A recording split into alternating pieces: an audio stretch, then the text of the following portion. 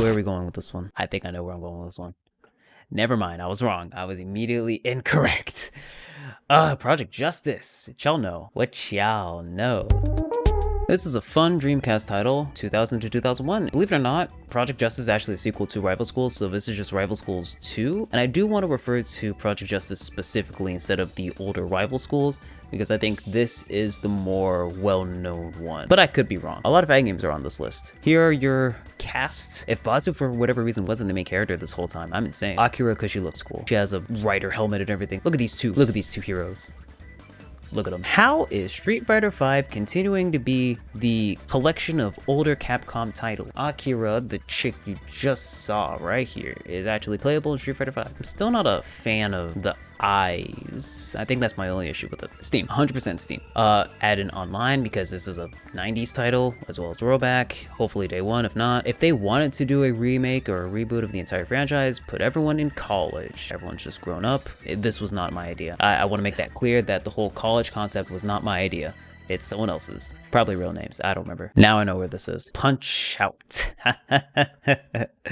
Nintendo. You're really sleeping on a very fun title. Punch Out, if you don't know, specifically the Wii version was released in 2009, published by Nintendo, developed by Next Level Games, which I believe was also responsible for a lot of the sports games. Speaking of which, I want to make this clear right now because I forgot. I did not add Super Mario Strikers Charged, and that's just because I forgot, and I am sorry. That's 100% my fault. Here's your boy, Little Mac. I'm gonna be real. I don't really remember the whole story behind it. I don't think it matters. You just go through the ring, beat up Glass Joe, reach Sandman, boom, you're the champion. Defend your title. He's in Smash. People still play him. I want this to be a Switch port. Obviously, this would not end up on Steam because of the Nintendo platform, and because of the way that the Switch is, they made it like the NES controls, so you literally can just use this as your controller with a versus mode that they have. They have a versus mode also implemented into the game. It's right here. It's right here.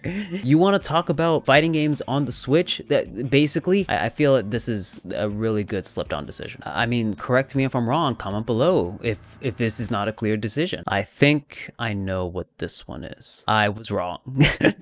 Even though I'm showing Devil Summoner 2, I'm referring to 1 and 2 as well. This game was released between 2006 and 2009 for the PS2, both 1 and 2. On 2014, it got PS2 versions on the PS3. It was published and developed by Atlas. Koei published only for the first Raito game. It's actually an action JRPG. A strange take on how SMT would normally play, kind of similar to how Digital Devil Saga was more of a Final Fantasy game than a Shin Megami Tensei game. Here's your boy, Raito Kuzunoha. This is actually a title. It's not his real name. I really don't know what his real name is. He has the title of Raito Kuzunoha the 14th. You're working for a detective agency. You're going to be given certain cases to solve, some of them in which you solve them by beating them up with your demons. Others, you find a cat. Rasputin's also in the game, if that suits your fancy. He was most recently referenced in SMT Nocturne from 2021. Nocturne is the one that has the featuring Dante from Devil May Cry series tag that everyone memes about. Raito's cool. I believe he's also voiced by Matt Mercer as well. Now, my plan would be, just like Nocturne, Steam, Switch, PS4, and I think Atlas would have that pattern regardless, so me naming these consoles specifically would probably work. I think the games should probably be sold separately instead of bundled together. The only reason why I'm saying that is because there aren't really that many connections between the two, but I'm remembering right now there are stuff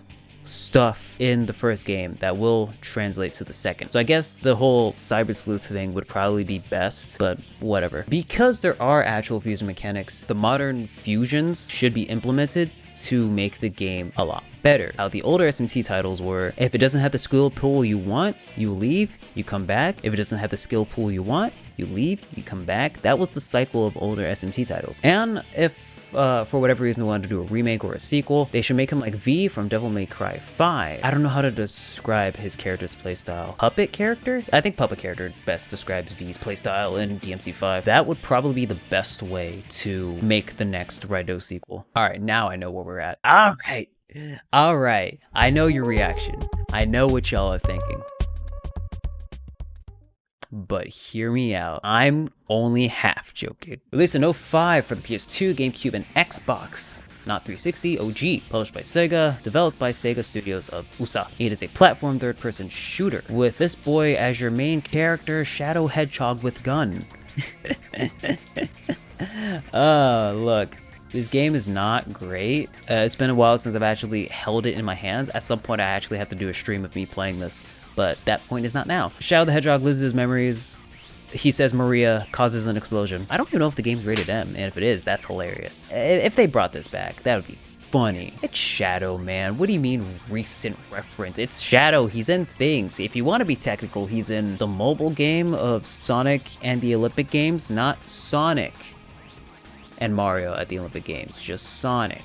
Don't get that twisted. Look at this, man. It just looks like someone modded these in. And imagine if this was on Steam and stuff. I want this. This would just be funny. You don't want his classic line, "Disgusting black creatures," to be brought into a modern HD environment. Steam and Switch, I feel, are probably the best way to go. These two specifically. Obviously, if it's on more than these two platforms, that'd be cool. But the modern controls, this game came out during a time where you couldn't make camera options. Everything was inverted. Looking down is looking up, looking right is looking left, etc., etc. There is actually a versus mode as well. So I think it'd be cool if they added an online implementation alongside it, as well as rollback. I don't know if it was 4 players or not, and if it was, that was a very bad mistake, because now it just gets out of hand. I don't want any of the dialogue to be changed. I want it to just be almost a one-for-one remaster with these options because of one specific line, and I think that would make this an amazing resurrection of the Shadow the Hedgehog specific franchise. Okay, let's say they did decide to bring back this IP and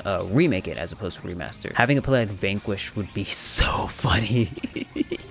It would add so much depth to Shadow the Hedgehog with gun. It would also remove the platform elements, but I think that'll be fine. You're just doing sick gun combos onto, I don't know, a dude. Dude, imagine doing Vanquish combos on Sonic.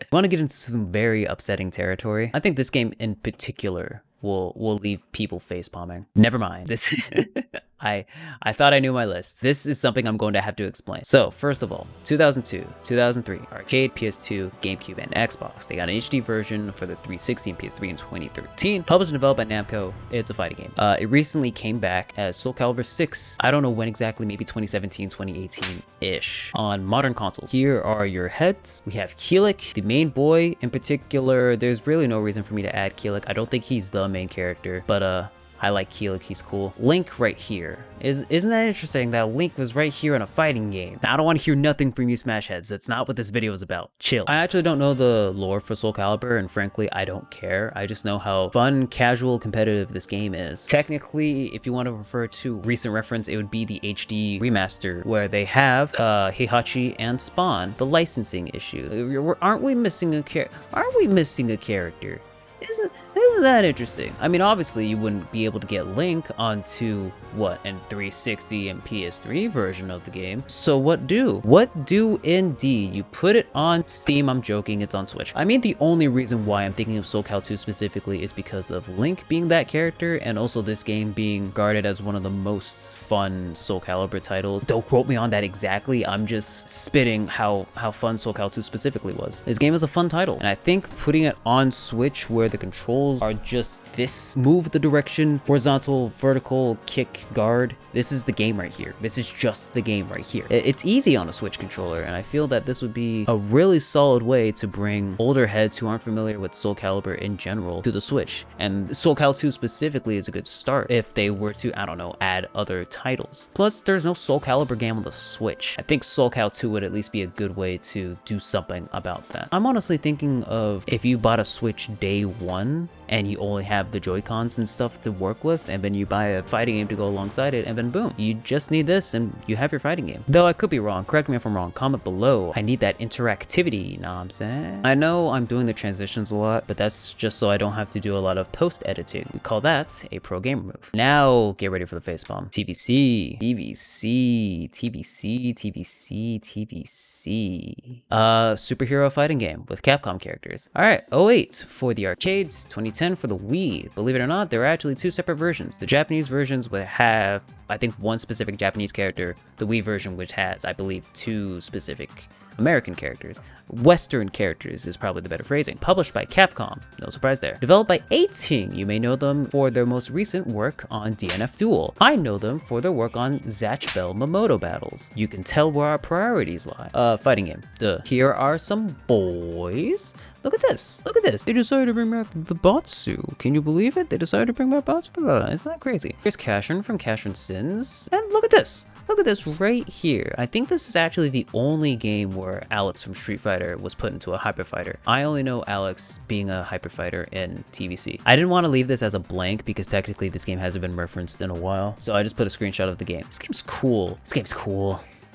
This game's cool. Steam, 100% Steam is the way to go. This is probably the only time where I think if it's just on Steam, it's fine. Obviously, I'm saying obviously in this context, but there's licensing issues, so that's probably why they couldn't put it outside of wherever property it has. But for whatever reason, if they did decide to bring all this back, bring in all the characters from all the versions so it can be the definitive version to play the game, add rollback because it's a fighting game with, I assume, online. It was the Wii. And why is this game stuck on the Wii, man? But I think Steam is 100% the answer. Put it on Steam, even for whatever reason it gets delisted, it didn't die. It did not die. I want y'all to guess what mysterious game number 14 is, because I'm fairly certain you have no idea where I'm taking this route. But don't worry, I'll wait.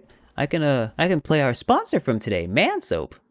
I'm joking. I don't have any sponsors, not yet. I think this will warrant some conversation. I assume a lot of people know about Tekken, casual or competitive otherwise. Started in 1994 on the PS1, 2015, Tekken 7 I believe. This game has been out for a while and has been on multiple platforms throughout the years. It was published by Namco Bandai Games. It's interesting how they kind of switch up the names of their companies sometimes. I would assume some specific licensing, don't quote me on it, I don't know. Fighting game, 3D fighting game specifically, so 3D plane, like SoulCal. Main character, Kazuya. You would know this because I assume you play Smash. I'm not saying if you didn't play Smash, you don't know this character. I'm just saying he's in Smash. This is the representative and main character of Tekken. It's cool that they added him. Technically, the most recent reference of what I'm referring to would be in 2012's Tekken Tag Tournament for the Wii U edition. But why am I referring to the Nintendo version of Tekken? Because I want it on the Switch.